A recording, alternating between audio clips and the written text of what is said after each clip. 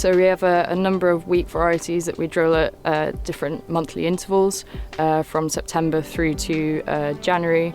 And then with those we increase the seed rate as well to try and mitigate the effects of the delayed drilling.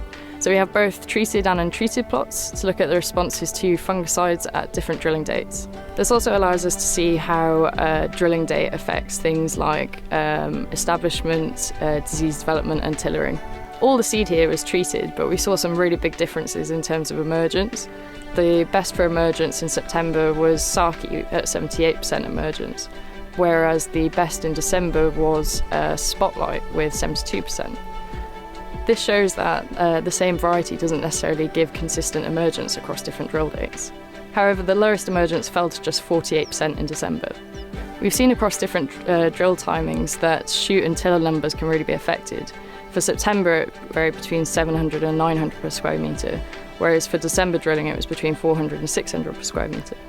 What this shows is that different drill dates affects tillering of varieties differently. As expected, later drilled crops had less root and shoot mass, so much so that plots drilled in January with less roots were badly affected by the spring drought. We've seen that later drilling affects the intervals between T1 and T2 timings. Essentially the plants shorten that timing trying to catch up. For Barrel, the interval between T1 and T2 remained fairly consistent, whereas for Spotlight it showed progressively shorter intervals at later drill timings. Knowing this helps us to apply fungicides accurately on different varieties, so we're not applying them curatively. In our trials, all the varieties were rated between a 7 and a 9 for yellow rust. However, differences were very apparent.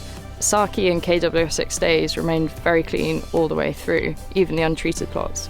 Whereas two varieties that were really hard hit by yellow rust this season included Spotlight and Kerin, which goes to show that you can't purely rely on variety resistance. Comparing the treated and untreated plots, we've seen some physiological benefits where fungicides have been used, even where the untreated plots have remained clean of disease. In these plots, they've retained a lot more green leaf and senesce slower where fungicides have been used.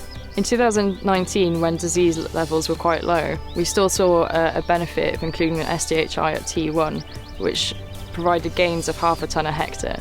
A couple of conclusions from the work we've done here includes choosing your variety carefully based on your likely drill date and knowing how it performs at that drill timing.